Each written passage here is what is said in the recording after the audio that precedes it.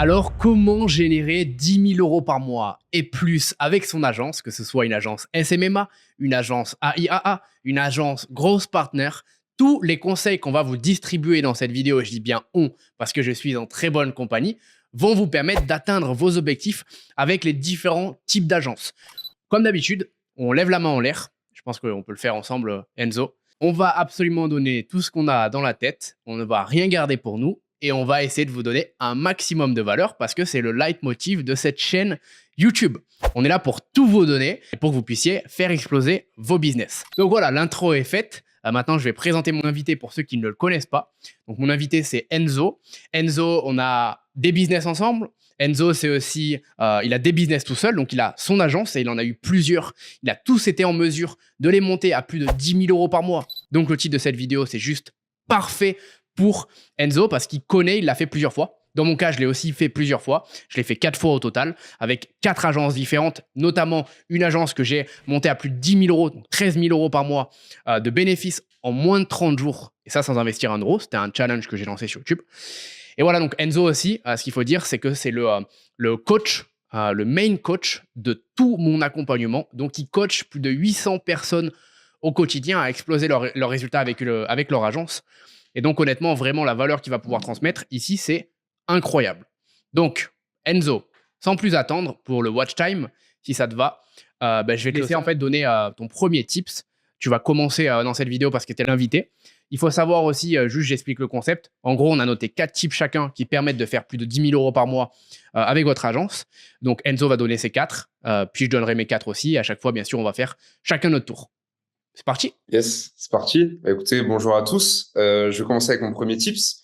Donc, le tout premier, selon moi, c'est que vous devez être dans votre 20-80, donc c'est-à-dire la loi de Pareto, dans le sens où vous devez mettre en place 20% des actions qui vont représenter 80% de vos résultats. Quand vous débutez, si vous voulez faire du chiffre, là où vous devez être bon, c'est dans la prospection et la vente. La délivrabilité, c'est un autre sujet qui va arriver ensuite. Mais d'abord, si vous voulez faire rentrer objectivement du cash pour votre agence, ce qui va compter principalement, ça va être à quel point vous allez être en mesure de démarcher des personnes, booker des rendez-vous avec ces personnes et signer ensuite ces personnes, donc ces entreprises. Voilà, donc ça, déjà, il faut vraiment se le mettre en tête, c'est que 80% de votre énergie et du temps que vous avez dans votre journée pour votre business d'agence, vous devez le mettre du coup forcément dans la prospection et mettre beaucoup d'intensité. C'est des trucs qu'on voit beaucoup avec Adam dans différentes vidéos, l'intensité, et vous devez vraiment, vraiment être focus dessus. Également, au début, toujours lié à ce 20-80, vous devez rester très focus sur prospecter, voilà, gérer des rendez-vous et closer vos rendez-vous. C'est ça qui va faire que vous allez faire objectivement, du coup, comme je disais, de l'argent pour votre agence. Et au début, ce que je vous conseille de faire, un petit tips, c'est de ne surtout pas déléguer, entre guillemets, que ce soit la prospection. On voit beaucoup de personnes qui ont un peu la flemme de prospecter, de prendre des calls. Il y avait des personnes qui veulent prendre des setters et des closers dès le début. Ne faites surtout pas ça, ne faites pas d'automatisation. Prenez justement cette expérience à cœur, allez-y à fond. Allez-y à la main, vraiment, pour le coup. Envoyez vos mails, envoyez vos messages vous-même. Allez-y à fond. Vous allez prendre de la data, prendre de l'expérience. Et il faut vraiment y mettre, du coup, énormément d'intensité, beaucoup de volume dès vos premiers jours et faire ça de manière totalement constante. Ne pas le faire sur 2 jours ou 3 et vraiment le faire sur des semaines. Et là, je peux vous assurer que vous aurez vos premiers clients qui vous permettront d'aller à cette agence à 10 000 euros par mois. Super, je vais faire un petit récap. Du coup, tu me dis si, comme ça, à chaque fois, on fait des récaps en fait pour les personnes qui nous regardent. Tu pourras faire pareil de ton côté pour moi. Et aussi, on pourra, je le précise, rebondir sur ce que tu dis. Donc, si tu as envie de rajouter quelque chose sur ce que je dis, tu peux, vice-versa, etc. Donc là, un récap. On doit se concentrer sur les 20-80 qui rapportent vraiment de l'argent. Démarchage, gérer ses rendez-vous et puis closer, donc avoir ses rendez-vous. 3 points simples, mais essayez pas du coup de faire trop de choses externes à ça. Ça, c'est le principal si vous voulez faire 10 000 euros par mois. Et toi, tu conseilles du coup de tout faire ça à la main, soi-même, pas de le déléguer dès le départ, pas chercher la flemmardise un petit peu, et gagner du temps. Au début, on doit savoir le faire soi-même et du coup, c'est super important. C'est ça? Exactement. Parce qu'en fait, qu'est-ce qui va se passer si vous le faites pas vous-même dès le début? En fait, vous allez essayer de prendre quelqu'un qui le fait à votre place. Vous n'arriverez pas à le former, vous n'arriverez pas à l'éduquer sur les process qui marchent pour une agence, d'autant plus dans votre niche, avec votre secteur d'activité, votre avatar cible. Au final, vous n'allez pas savoir ce qui marche concrètement et vous allez jamais évoluer. Au mieux, vous avez moins de 10% de taux de réussite et de chance, probablement. Et si vous avez de la chance et que votre délégation se passe bien, bah, au pire, vous n'avez pas fait de fondation et puis le jour où ça marche plus et que vous voulez faire autre chose, vous repartez complètement de zéro et vous avez rien appris, vous n'avez pas de skills. Ouais, puis aussi, si je peux me permettre, en général, c'est plutôt en fait quand, par exemple, imaginons qu'on crée un restaurant. Le restaurant va fonctionner la plupart du temps avec le founder du restaurant. Si tu enlèves le founder, c'est un petit peu compliqué. Donc nous, bien évidemment, on ne veut pas rester dans cette position avec son agence tout le temps, mais on veut être en capacité d'être la personne qui peut réellement faire marcher notre business. Parce que si nous, on ne peut pas le faire fonctionner, si nous, on n'arrive pas à le faire fonctionner, bah, au final, on n'aura jamais de résultat. Donc, super premier tips. Merci d'avoir donné du coup Enzo pour cette vidéo. J'ai une petite aparté avant de donner mon tips. Enzo va reprendre énormément de vidéos sur la chaîne YouTube. Il va m'aider en fait tout simplement à faire des vidéos YouTube jusqu'à terme où ce sera quasiment complètement sa chaîne, celle-ci, parce que pour les personnes qui ne le savent pas, j'ai 2 chaînes plus plein de projets. En fait, c'était compliqué pour moi de continuer à vous faire des vidéos SMMA full valeur sur cette chaîne, alors que pourtant, c'est pas l'envie qui m'en manque. On a une communauté incroyable sur cette chaîne. C'est une communauté vraiment de personnes qui est là pour de la valeur. On n'est pas là pour des choses fancy, du flex ou quoi que ce soit. Ici, on apprend des vraies choses dans le business. Et du coup, bah, ça m'embêtait un peu qu'il n'y ait pas de vidéo depuis 3 semaines, je crois, là, à l'heure actuelle. Donc Enzo va venir faire des vidéos incroyables sur la chaîne et ça va être vraiment top parce que, comme je vous l'ai dit, il a une expérience juste ouf. Il a encore son agence à l'heure actuelle. Il fait plus de 20 000 euros par mois avec son agence actuellement, alors qu'il a monté il y a 3 mois et demi. Donc voilà, d'ailleurs, je vous mettrai son interview en description. Comme ça, vous pourrez aller voir la deuxième interview qu'on a fait de Enzo sur la chaîne. Et vous pourrez vous familiariser un petit peu bah, tout simplement avec Enzo. Donc, moi maintenant, au niveau de mon premier tip, ce que j'avais envie de donner, c'est tout simplement le fait de bien travailler son offre au départ. Bien en fait réfléchir à ce qu'on va vendre. Je vais vous donner une petite métaphore. Vous avez le choix dans le business. Soit vous allez prendre votre kayak, ok, et vous allez essayer de ramer à contre-courant dans la rivière. Et ça va être très compliqué. Vous allez y laisser beaucoup d'énergie, beaucoup de force. Vous allez avoir des gros problèmes. Vous allez même peut-être potentiellement vous retourner dans l'eau. Vous pouvez même crever. Donc, bien sûr, c'est pas ce qu'on a envie de faire. La deuxième possibilité, c'est qu'on prenne notre kayak, qu'on le tourne dans le bon sens de la rivière. Et au final, on n'a même pas besoin de ramer pour avoir des résultats et pour dévaler la rivière le plus rapidement possible. Parce qu'on a justement défini les choses. Et donc, on a défini son offre. Et ça, c'est exactement le choix qu'on peut avoir en business. Si vous avez une mauvaise offre, qui n'est pas market fit, etc., eh ben vous allez ramer pour essayer d'obtenir des clients, vous allez ramer pour réussir et vous abandonnerez au final. Parce que c'est la plupart des échecs qui sont faits pour les débutants, c'est qu'on va abandonner trop rapidement alors qu'on n'a pas encore les résultats et qu'on est à ça de les avoir. Alors que si voilà, vous travaillez vraiment votre offre, eh ben, vous n'aurez rien à faire quasiment pour avoir des clients qui restent avec vous, qui sont contents d'être dans votre agence, qui vous payent tous les mois. Et donc, c'est hyper important au départ de faire un travail. Je sais qu'on privilégie tout le temps, faut passer à l'action, faut mettre en place des actions, etc. C'est réel, c'est important. Il faut mettre les mains dans le cambouis, comme on dit, mais c'est aussi important d'avoir une petite réflexion et pas de se lancer comme ça de zéro. Donc, je vous invite vraiment à vous familiariser avec le terme market fit. Le market fit, c'est quand on pose un produit ou bien une offre, un service ou quoi que ce soit, qui est demandé actuellement par le marché. Et au final, on a besoin d'investir très peu d'argent. Donc là, en l'occurrence, en SMMA ou bien en IA, etc., peu importe. On n'a pas besoin d'investir de l'argent. Mais dans un business e-commerce, ça serait le cas. Et quand vous êtes market fit, en fait, tous les investissements, le temps, l'énergie et l'argent, vous les réduisez au maximum. Et donc voilà, je vous invite vraiment à définir ça au départ. Et pour ça, je peux vous donner des tips. Premièrement, essayez de voir ce qui se fait actuellement, quelles sont les tendances du marché à travers Google, à travers ChatGPT, etc., etc. Deuxièmement, quand vous voulez définir votre offre et vraiment travailler sur cette offre, créer en fait une offre irrésistible, parce que c'est ce qu'on va chercher si on veut vraiment avoir une bonne offre, eh ben, n'hésitez pas à sonder vos prospects. En fait, moi, j'ai fait une stratégie dans le challenge où en 30 jours, j'ai réalisé plus de 13 000 euros de bénéfices sur le business. C'est tout simplement que j'ai sondé mes prospects, mes futurs clients. Je leur ai envoyé un message, je leur ai dit que je pouvais leur donner des conseils gratuitement sur ce que je résolvais avec mon service.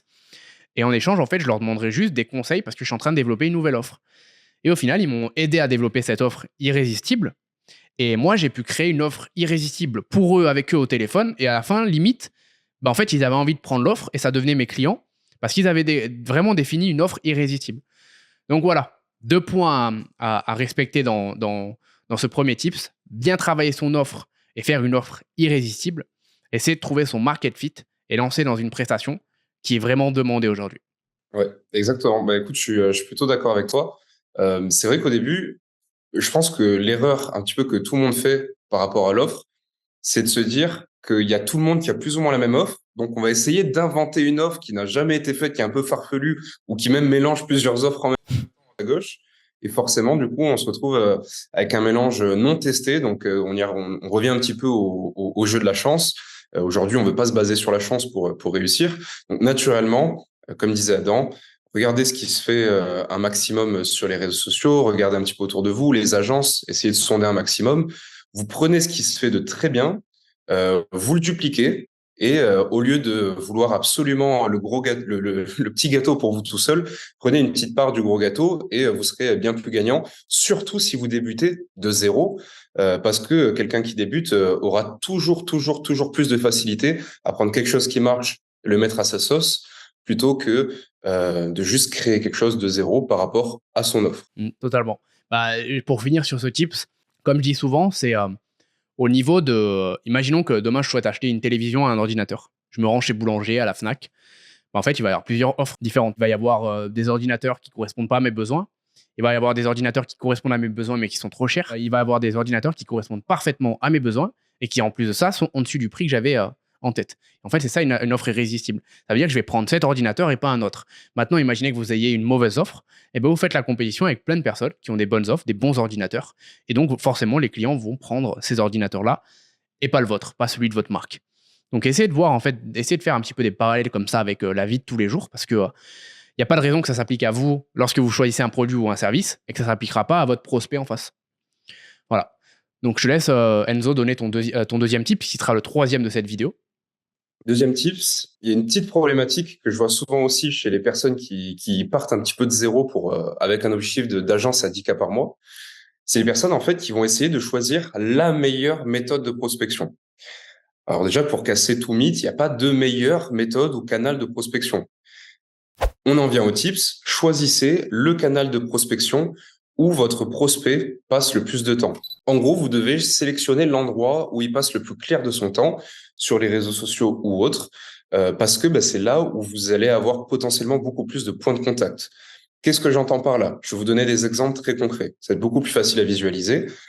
Moi, j'ai beaucoup de collègues qui ont fait à l'époque, il y a 2 ans, des agences dans le BTP, dans l'habitat de manière générale.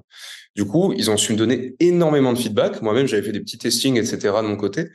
Et en fait, on s'est rendu compte, véridique, que ces agences, que ces prospects, pardon, dans la niche, par exemple, du BTP et de l'habitat, ne regardaient quasiment jamais leurs mails. Et pourtant, tout le monde essayait de les prospecter par mail. Donc, en fait, si vous voulez, c'est-à-dire que vous allez aller prospecter quelqu'un là où il n'est pas. Ça n'a aucun sens. Alors que, par exemple, ils sont beaucoup plus focus sur le présentiel et les call calls, et ils ont eu beaucoup plus de résultats. Parce que c'est des personnes qui décrochent beaucoup plus pour des demandes de devis, des clients, etc. Présentiel dans des locaux, parce que y a les ressources pour aller faire des travaux, etc. Voilà comment ça se passe.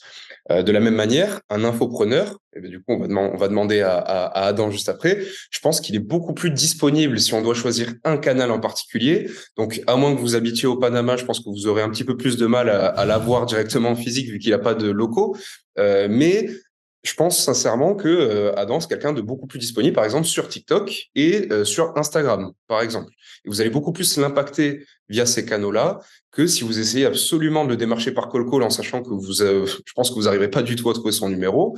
De la même manière, à part prendre un billet pour le Panama, vous allez galérer à l'avoir. Donc, c'est vraiment dans ce mindset-là qu'il faut se mettre, c'est se mettre à la place des prospects, sonder son marché, on en revient un petit peu au point précédent, pour essayer de voir où est-ce qu'il passe le plus de temps et essayer d'une manière ou d'une autre de créer des points de contact et des interactions là où il passe le plus de temps. Ouais, totalement. En vrai, j'ai rien à rajouter parce que c'est un des meilleurs conseils. En fait, de toute façon, les gens qui aujourd'hui démarchent des prospects sur le mauvais canal, je pense qu'ils se sont déjà rendus compte parce qu'ils n'ont pas de résultat. C'est comme si tu essayais de parler à un fantôme qui ne pouvait pas parler. Tu donnais cet exemple avec le BTP. Moi, mon père est plombier. Je ne sais même pas s'il regarde une fois son adresse mail en un an. Tu vois. Alors que par contre, je le vois tout le temps au téléphone, en train de répondre des futurs clients, des clients actuels, etc. Donc oui, si on veut des résultats, on doit analyser exactement où se situent en fait nos prospects.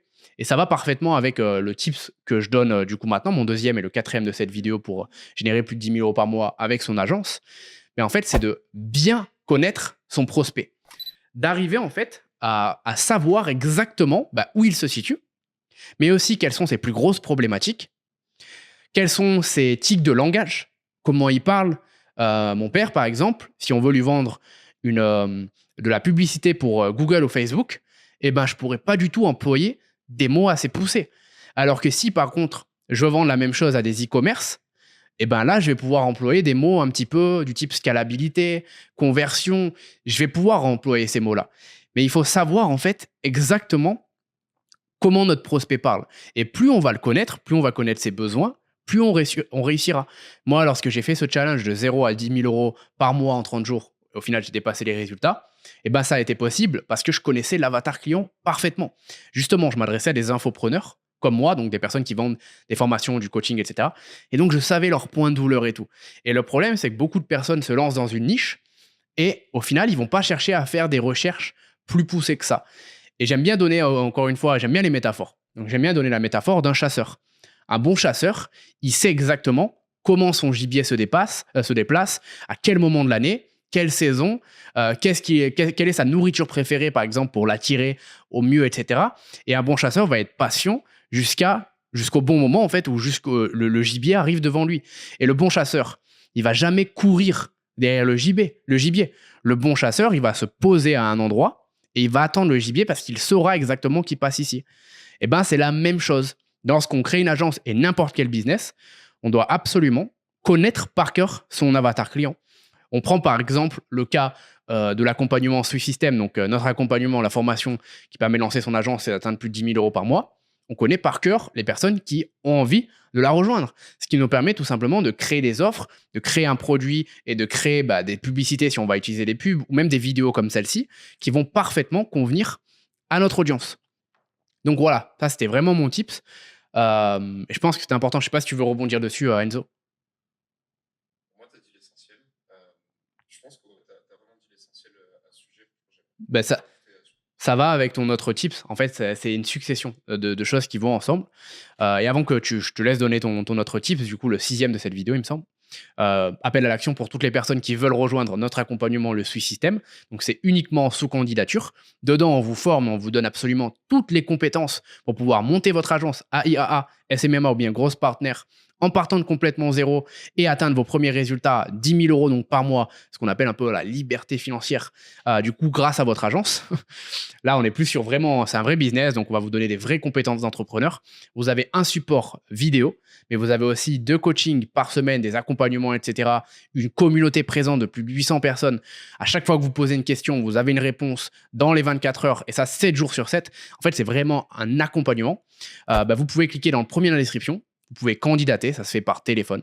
45 minutes d'appel. Dans l'appel, on essaye de voir si vous correspondez aux personnes qu'on accompagne. Vous voyez aussi si vous avez le feeling avec nous sur notre offre, etc., etc. On répond par la même occasion à toutes vos questions, toutes les problématiques que vous avez qui vous empêchent de réussir dans le SMMA. Donc voilà, c'est bénéfique pour tout le monde et rien ne vous engage après cet appel à vraiment faire. Au moins, vous pouvez vous renseigner. Donc voilà, Enzo, je te laisse donner du coup le prochain tips, le 6e. Je me permets rapidement, pendant que tu as parlé, c'est vrai que Ouais. je vais rebondir très, très, très rapidement sur le point précédent, dedans, Ah. qui disait du coup qu'il fallait absolument connaître l'avatar client, bien connaître son prospect. Et en fait, ça a un bénéfice principal, moi j'ai remarqué, c'est que entre le moment où je connaissais pas trop mon prospect, j'y allais à l'aveugle, Mhm. et le moment où je le connaissais très très bien, en fait, mes rendez-vous de vente se faisaient de manière extra fluide. Pour quelle raison? Parce qu'en fait, je le connais tellement bien que j'ai préparé exactement les questions clés que je voulais lui poser. Mhm. Euh, J'arrive à lui faire remarquer qu'il a des problématiques ciblées, que j'arrive de mon côté, à moi, derrière, à analyser de la manière la plus fluide possible.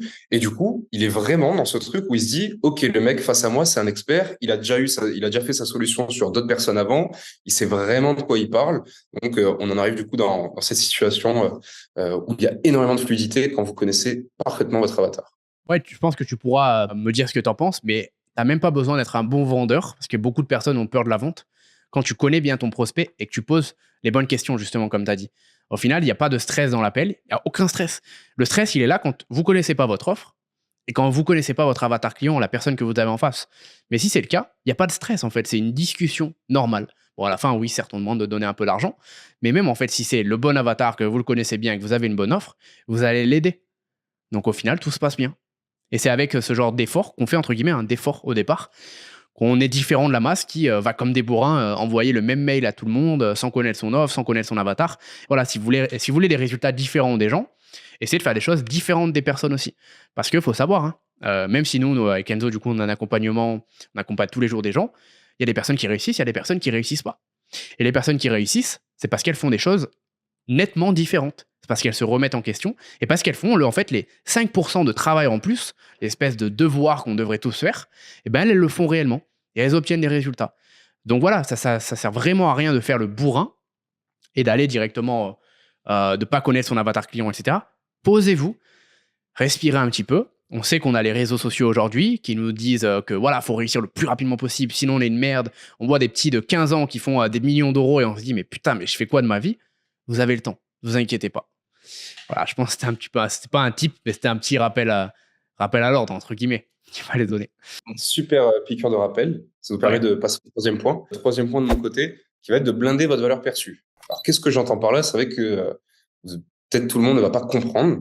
Donc, la valeur perçue, en fait, si vous voulez, il y a plusieurs types de valeurs. Notamment, il y a une valeur qu'on va appeler, par exemple, réelle, et la valeur perçue. La valeur perçue, c'est comment vous allez renvoyer la valeur, par exemple, de votre offre, de votre service, avant de le délivrer. Par exemple, la valeur perçue est extrêmement utilisée dans le haut de gamme et dans le luxe. C'est d'ailleurs pour ça que vous achetez du haut de gamme et du luxe, parce que ça vous procure une identité sociale, etc.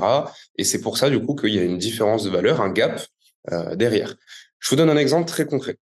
Euh, Quand vous êtes une agence, vous pouvez utiliser la valeur perçue durant vos rendez-vous et durant votre prospection, avant même, du coup, tout ce qui est closing, etc. Je vous donne un exemple. Vous vendez du Facebook Ads, vous faites de la publicité sur Facebook.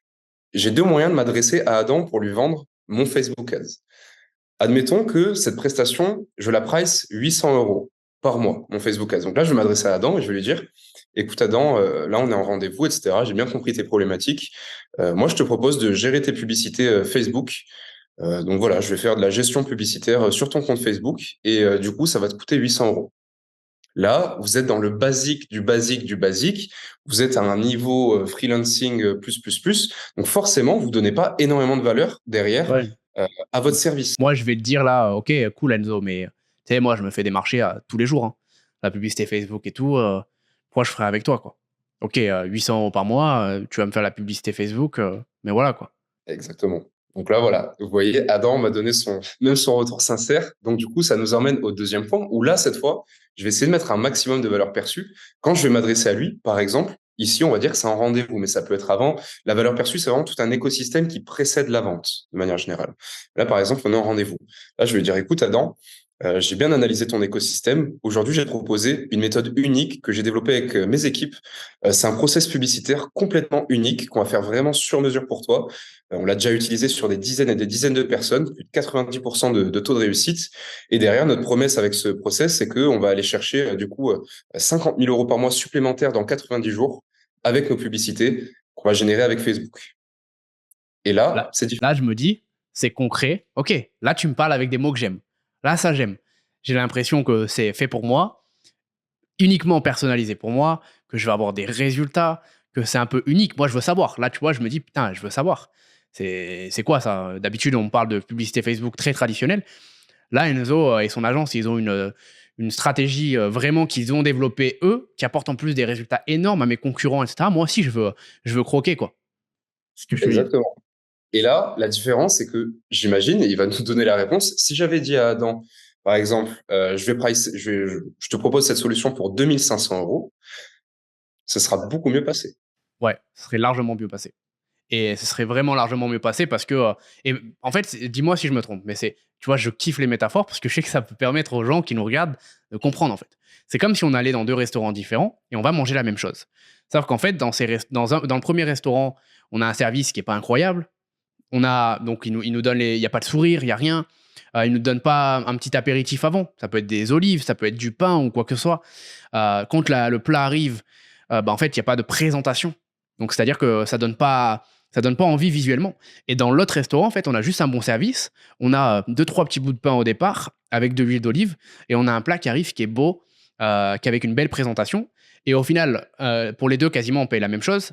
Mais on se dit, putain, je vais revenir dans le deuxième restaurant beaucoup plus que dans le premier restaurant. C'est un petit peu ça, du coup, la valeur perçue. C'est ajouter en fait des choses en plus qui vont nous rendre heureux, entre guillemets, en tant que client, quoi. C'est exactement ça. Et même, je vais aller encore plus loin. Et Adam a plutôt mieux résumé, mais du coup, on va aller vraiment dans le palpable. Et après, je vous expliquerai pourquoi je vous ai donné ce tips et en quoi la valeur perçue aussi va beaucoup vous aider. Euh, bon, vous connaissez, j'imagine, la marque de mon t-shirt, mais je vais vous dire quand même. Aujourd'hui, Adam, je te dis, mon t-shirt, j'ai acheté 900 euros, édition limitée, exemplaire quasi unique dans le monde, brodé à la main, etc., au Japon, tout ce que tu veux. Si je te le dis avec beaucoup d'assurance et d'autorité, l'être humain a tendance à beaucoup laisser le bénéfice du doute. Et Adam va avoir une petite part de lui qui va beaucoup plus me croire. Il va dire, bon, peut-être c'est un mytho, mais dans le doute, je vais quand même le croire. Alors qu'en réalité, ce t-shirt, bon voilà, c'est un Gymshark, j'ai dû le payer genre 30-40 euros, la qualité, elle est scalée, elle est bonne, mais sans plus, etc.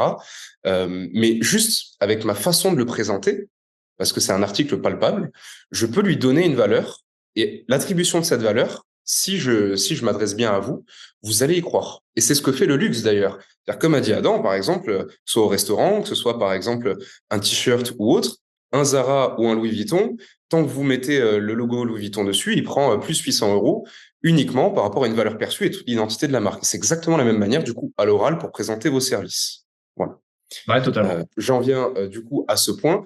Votre valeur perçue, pourquoi est-ce que ça va être très important et de la manière dont je l'ai présenté pour les services Facebook Ads, par exemple, parce que ça va vous concerner vous avec vos propres services. La valeur perçue ici, quelle était la différence entre l'offre à 800 euros et l'offre à 2500 euros que j'ai faite à Adam? L'offre à 800 euros, elle était basique, on ne voyait pas de chiffres, on n'y voyait pas clair, on voyait juste qu'on faisait de la pub pour faire de la pub. Mon offre à 2500 euros, elle avait de la valeur parce que je donnais cet aspect vraiment unique, personnalisé. Je lui disais qu'il allait avoir des résultats. Je lui ai dit combien il allait pouvoir avoir de résultats parce que j'ai ma data, je sais de quoi je suis capable avec mon service. Et je lui ai donné aussi du temps. C'est-à-dire, par exemple, je lui ai dit 90 jours. Et en fait, l'ingrédient, si on mélange un petit peu tout ça, ces trois ingrédients, ça donne une sorte de proposition de valeur ultra XXL parce que derrière, par exemple, peut-être qu'on se dit, OK, je vais mettre 2500 euros, mais je sais que dans 90 jours, je vais peut-être avoir 50 000 euros par mois en plus sur mon Exactement. business.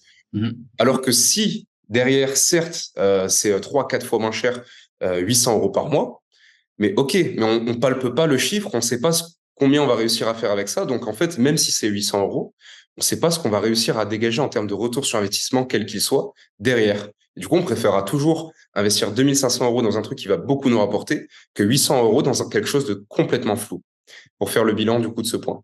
Super, bah écoute Enzo, je te remercie pour ce tips. C'est à mon tour maintenant. Donc il me semble que c'est le sixième de cette vidéo. Tout à l'heure, je me suis trompé. Toi, t'en as fait trois, j'en ai fait trois.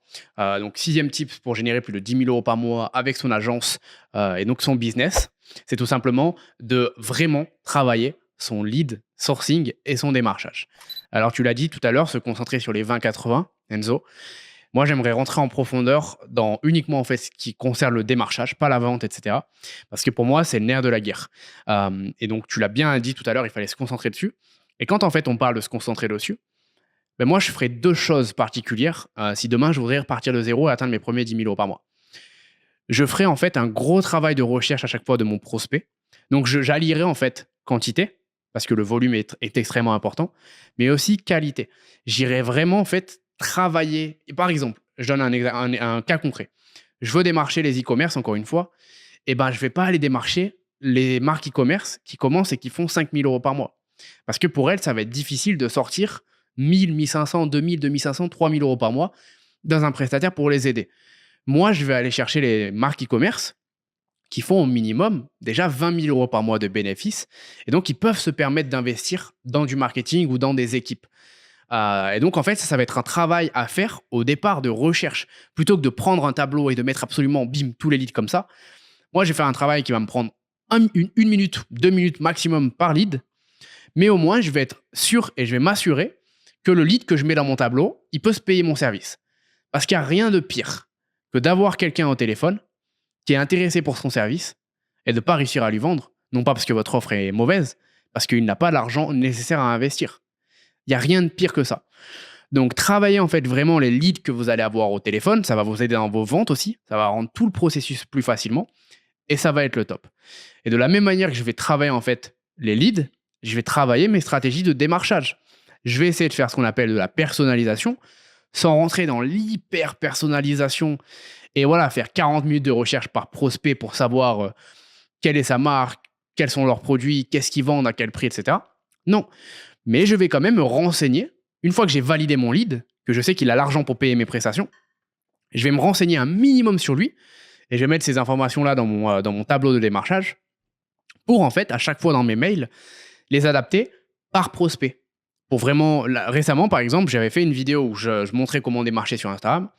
Bah, en fait, je montrais que je faisais l'effort de regarder un réel de la part de la personne, ou là en l'occurrence c'est des coachs, donc de la part du coach, et puis j'allais le hooker en fait sur son réel. J'adore comment vous parlez de X, je donne le sujet, très peu de X, donc là coach par exemple, parle de ce sujet de cette manière, je partage exactement ce que vous dites. Et en fait, je vais juste travailler un petit peu mon démarchage, ça va me prendre vraiment 2 minutes, mais de sorte à ce que quand j'envoie un mail, eh ben, la personne se dise, OK, il a fait l'effort au minimum de se renseigner. Déjà, j'ai envie de lui répondre juste pour ça. Et puis en plus même, je suis attiré du coup par ce qu'il dit parce que voilà, tout le monde aime parler de soi. Tout le monde aime qu'on s'intéresse à soi et tout le monde aime parler de soi. Ça, c'est 2 règles à savoir dans le démarchage, dans la vente, etc. Et donc, utiliser au maximum. Donc, récapitulatif, on travaille son lead, on n'envoie pas comme un bourrin, même si on fait du call-call.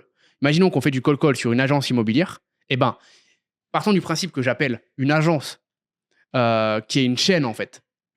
Si j'appelle l'agence chaîne de Montpellier, ils pourront pas me prendre en prestation. Parce qu'il y a plein d'autres chaînes et par exemple, le siège social peut être à Paris et c'est eux les décisionnaires. Donc moi, j'ai fait un appel pour rien.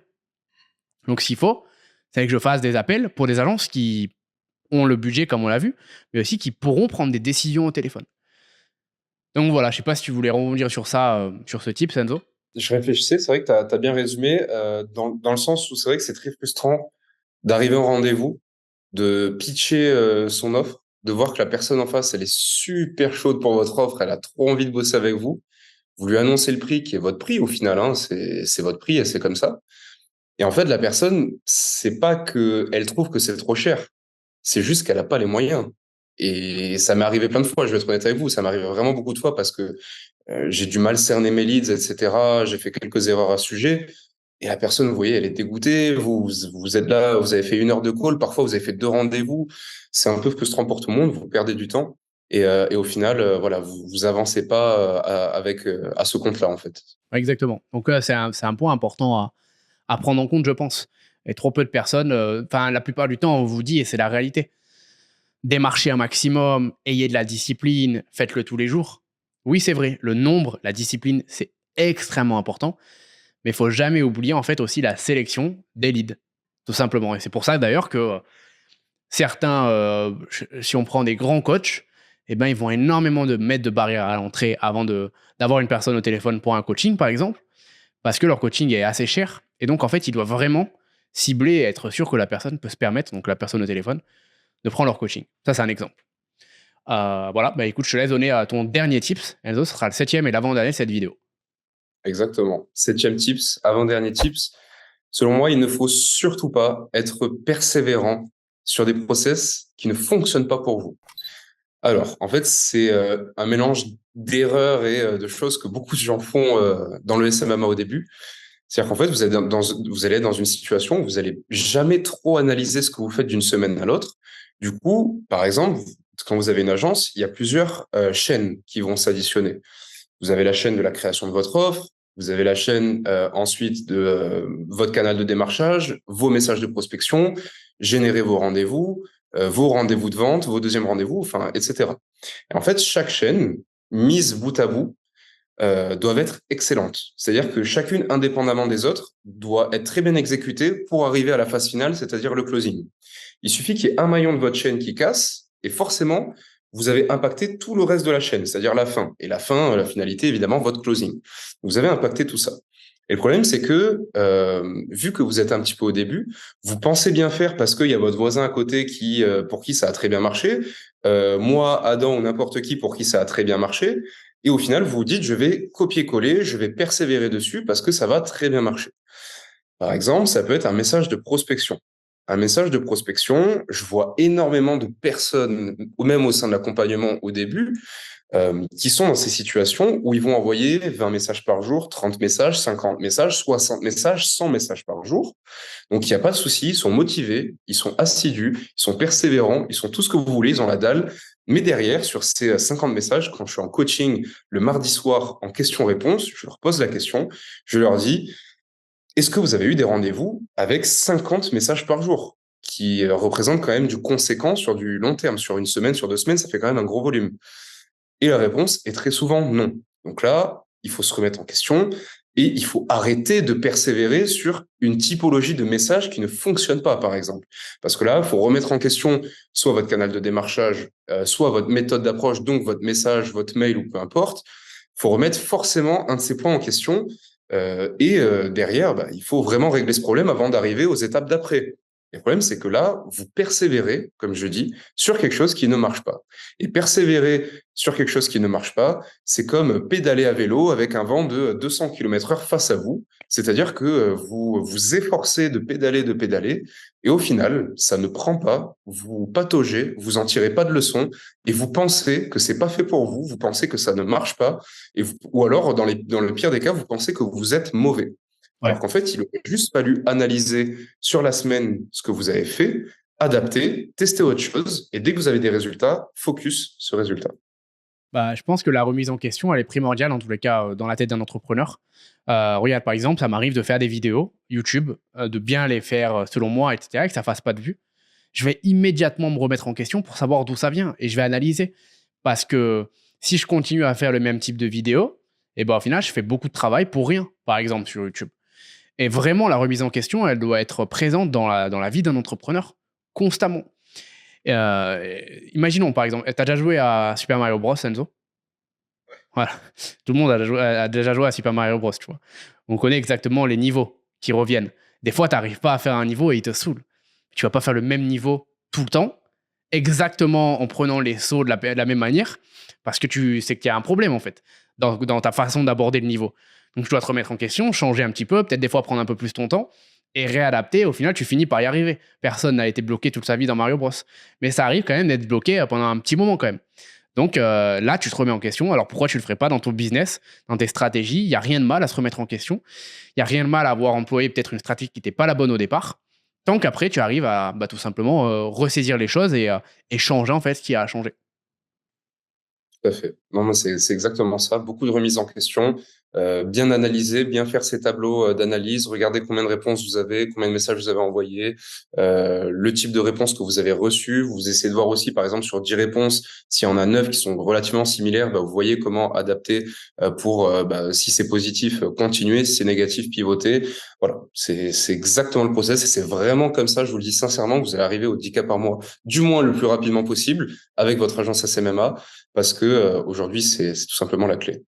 Parfait. On arrive du coup avec mon quatrième tips. Le dernier, c'est cette vidéo, le huitième au total. Donc, huitième tips pour générer ses premiers 10 000 euros par mois avec son agence. De travailler en chair si possible, si on a des compétences. Donc, si on a vraiment des compétences qu'on peut pricer cher. Ou alors, prendre des pourcentages si on a un peu moins de compétences. Je m'explique. Je sais qu'Enzo, par exemple, toi, tu n'es pas fan du fait de travailler cher, surtout lorsqu'on débute pour ses premiers clients. Et je te rejoins à 100% dessus. Pour moi, imaginons que tu prices 4 000 euros par mois alors que tu débutes, c'est ton premier client, tu n'as pas de compétences, rien de particulier. Bah écoute, ça va être compliqué déjà que tu arrives à avoir un seul client. Donc, c'est pas ce qu'on veut. Au départ, ce qu'on veut, c'est de l'expérience. Et donc, son premier, deuxième client, voire même troisième, on va pas les pricer forcément cher parce qu'on veut vraiment apprendre. On veut les case studies, on veut gagner en confiance personnelle. Et donc là, c'est super important d'y aller mollo. En revanche, après son troisième client, eh ben, si vous voulez vraiment atteindre les 10 cas par mois, vous ne pourrez pas le faire avec des offres à 800 euros par mois. Parce qu'il va falloir 12 clients à manager dans votre agence et ça va être une prise de tête énorme. Il vaut beaucoup mieux aujourd'hui avoir 1, 2, 3 clients qui vous rapportent 10 cas par mois plutôt que d'avoir, comme on l'a vu, 12 clients. Mais ça se fait qu'au bon moment. Et puis, ça se fait quand vous apportez vraiment de la valeur. C'est-à-dire que si vous pricez 3K, vous faites gagner à votre client 30 000, le x10. Donc, c'est pour ça que j'ai précisé quand il y a la valeur. Par contre, il y a un glitch qui permet de le faire quand on n'a pas encore énormément de compétences, eh ben, c'est les pourcentages. Parce que les pourcentages permettent, en fait, quand on price au pourcentage, ça permet déjà de closer plus facilement. Parce que si vous dites à un prospect, je prends 20% sur tout ce que je te rapporte, même pas sur tout ce que tu gagnes déjà, sur tout ce que je te rapporte, eh ben, il se dit qu'il a rien à perdre, qu'il a que à y gagner. Donc, c'est plus facile à closer. Et si vous apportez, donc là, ça sera vraiment, est-ce que vous apportez des vrais résultats? Mais si vous apportez des vrais résultats, dans votre cas, vous allez pouvoir monter au 10K par mois beaucoup plus facilement. Exemple concret, mon agence actuelle, qui génère plus de 100K par mois, aujourd'hui, on le fait avec un seul client. Donc, c'est 100K de chiffre d'affaires. Après, nous, on prend 50% des bénéfices sur ça. Et donc, on prend 50K par mois de bénéfices avec un seul client. Parce que on apporte une valeur énorme. On a très, très, très grosses compétences. Pour ceux qui ne le savent pas, on accompagne les infopreneurs, les coachs qui ont des compétences donc à mettre en place leur formation. Et puis derrière, on va gérer tout leur marketing, les réseaux sociaux, les teams de vente. Vraiment, pour que en fait, l'infopreneur se pose juste devant la caméra et juste à parler de ce qu'il connaît le mieux, faire ce qu'il sait faire le mieux. Et nous, on s'occupe de tout lui gérer derrière. Et ben, on arrive à faire des très gros chiffres parce qu'on prend les pourcentages. Enzo aussi, dans ton agence, tu prends les pourcentages. Tu as un fixe, il me semble, donc un recurring par mois ou du moins un fixe de mise en place. Mais tu prends des pourcentages aussi. C'est ça, hein. Exactement. À l'heure actuelle, ouais. Voilà. Et en fait, moi qui ai monté plein d'agences, 4 au total, à chaque fois, la prise de pourcentage ou alors le fait de pricer très cher m'a permis de générer des gros chiffres, sinon ça n'aurait pas été possible. Donc là, je vous parle de la phase d'après. La phase où vous avez déjà eu vos premiers résultats.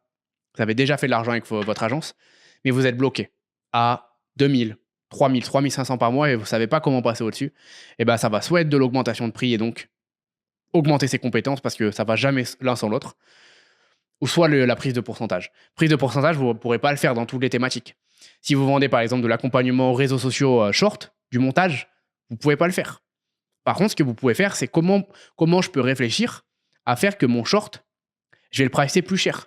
Et donc, ça va être par augmenter votre montage, mais ça va être aussi éventuellement par proposer un script, un brief de vidéo à votre client.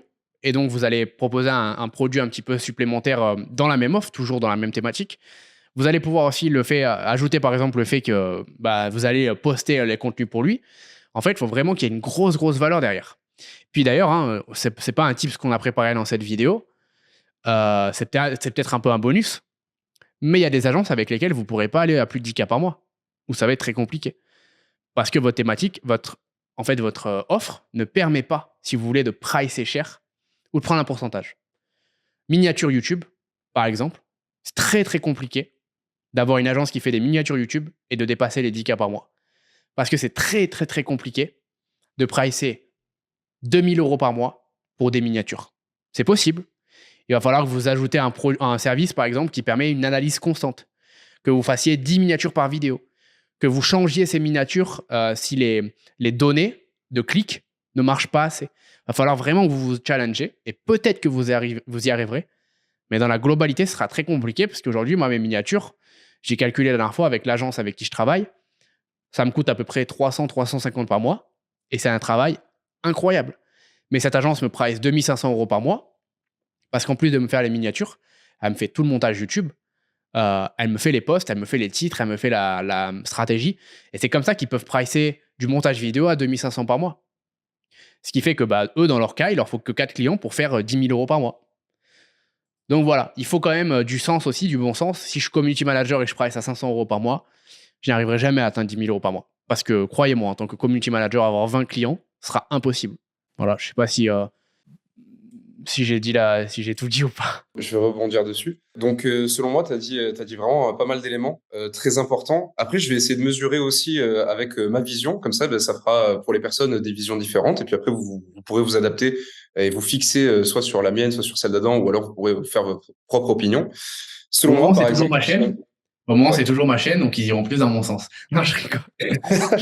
J'imagine. Non, bien sûr. Concrètement, par rapport au pourcentage, là où je vais être très mesuré, c'est que pour moi, il faut vraiment être très, très, très bon pour prendre des pourcentages et surtout en tirer le maximum de bénéfices.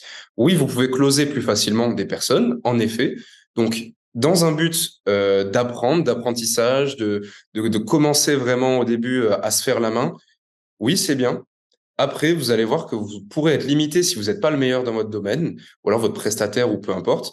Et selon moi, quand vous prenez des pourcentages, il faut vraiment faire partie du très haut du panier sur votre service. Et c'est pour ça que, en tout cas, c'est personnel. Après, voilà, ça veut pas dire que c'est une vérité générale. Mais les personnes qui me demandent, je leur conseille quand même de pricer d'abord au fixe, etc. Fixe plus pourcentage, ça peut être pas mal sur des publicités, sachez-le, ça c'est vraiment cool. Et puis ça vous permet d'avoir des paliers de scalabilité plutôt cool. Mais derrière, voilà, faut vraiment être très très bon dans ce que vous faites sur les pourcents. Pricer à ticket, sachez que bah, vous pourrez le faire aussi. Et attention, vous pourrez le faire si vous misez pas tout sur le résultat et le service. Qu'est-ce que j'entends par là? C'est-à-dire que aujourd'hui, vous pouvez très bien pricer vos services par rapport à un résultat. Par exemple, Adam, le montage vidéo, il en a parlé, le résultat du montage vidéo, un montage très clean, etc. OK. Mais en plus de ça, ce qui va pouvoir faire augmenter la valeur de votre service, ça va être, comme on disait aussi tout à l'heure, on rejoint un petit peu ce point numéro 3 que j'avais de mon côté, qui était la valeur perçue, c'est que vous allez devoir faire toute une expérience client autour qui vous permettra facilement d'augmenter vos prix, d'aller, je dirais, jusqu'à x2 de vos prix de base. Donc, expérience client, ça peut être le fait que vous soyez très disponible, ça peut être le fait de rajouter des petits services complémentaires, ça peut être le fait de faire, par exemple, de la data analyse et donner des petits conseils, ça peut être le fait de délivrer beaucoup plus rapidement que ce que la concurrence peut délivrer, ça peut être un tas de choses. Ouais, bah, je peux donner un exemple avec l'agence, justement. Parce que certaines personnes pourraient se dire 2500 euros pour du montage, c'est cher, etc.